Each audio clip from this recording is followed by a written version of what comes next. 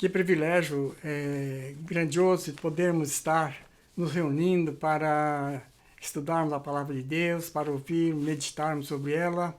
O salmista no Salmo 119, versículo 105, diz o seguinte: lâmpada para os meus pés é a tua palavra e luz para os meus caminhos.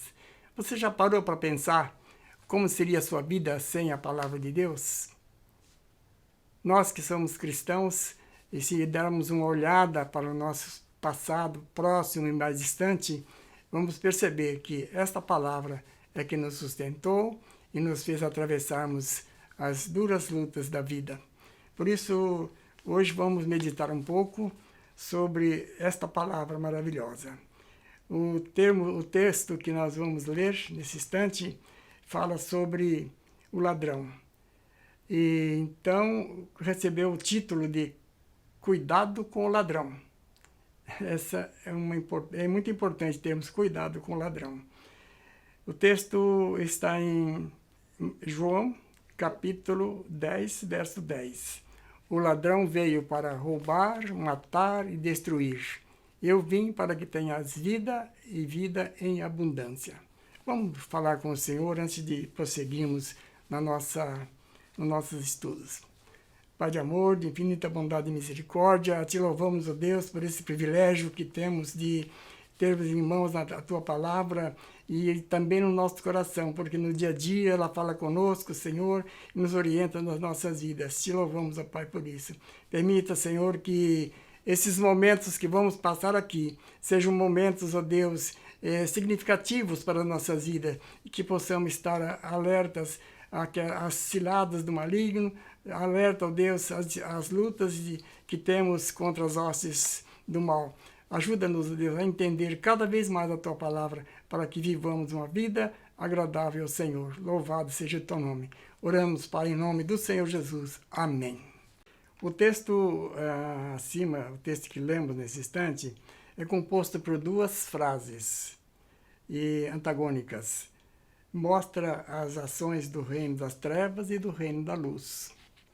Em 1 Pedro, capítulo 5, versos 8 e 9, o apóstolo denomina o ladrão como o diabo, dizendo: sede sóbrios e vigilantes, o diabo, vosso adversário, anda em derredor como leão que ruge, procurando alguém para devorar. Resistir-lhe firmes na fé.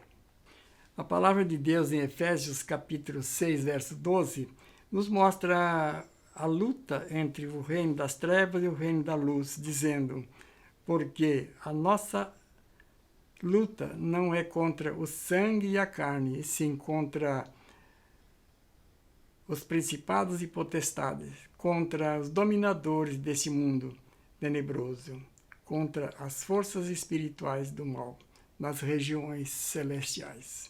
O Senhor Jesus, já a caminho da cruz, disse aos seus discípulos: vigiai e orai, para que não entreis em tentação. Na verdade, o espírito está pronto, mas a carne é fraca.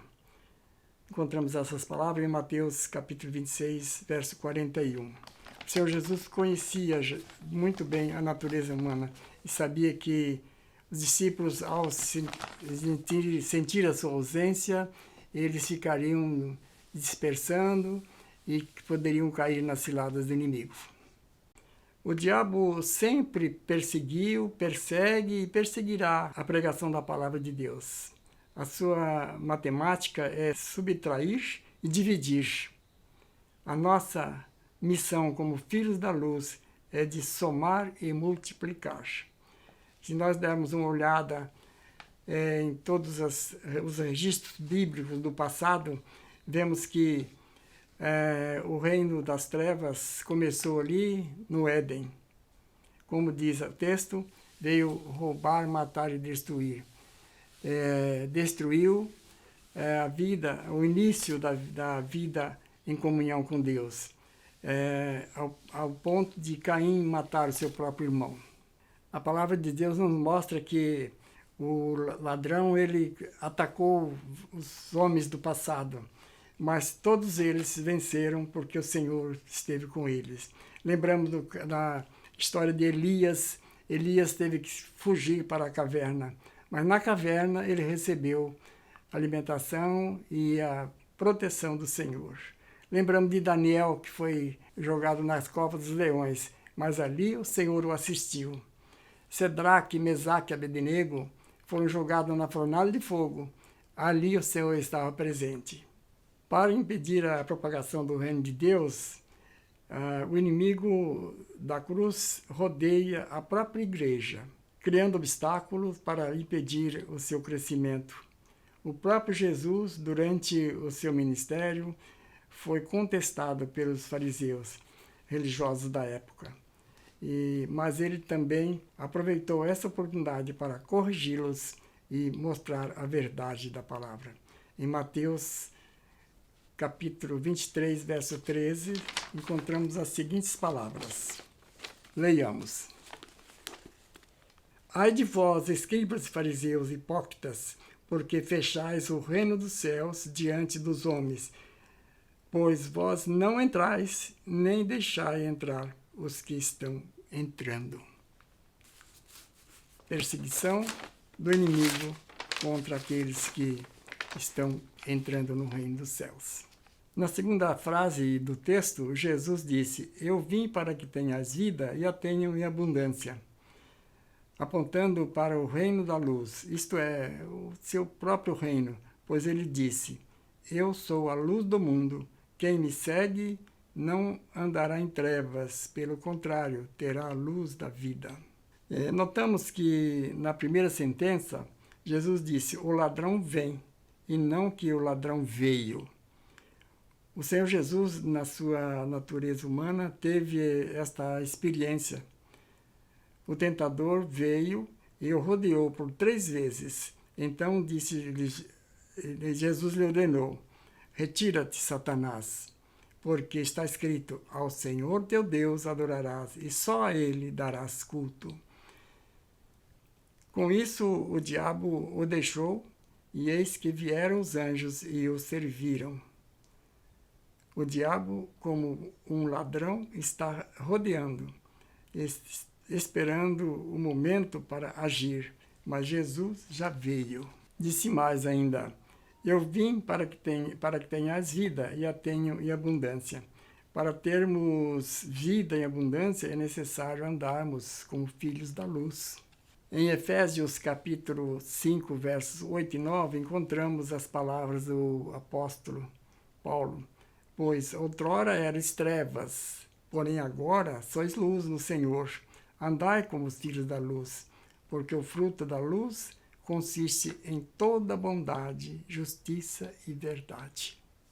Como filhos da luz, fomos chamados para sermos luz e levarmos essa luz aos que estão nas trevas, lançando nossas redes para resgatá-los.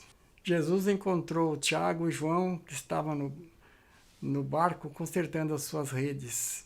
Como estão nossas redes? Sem uso ou rompendo-se pelo trabalho realizado?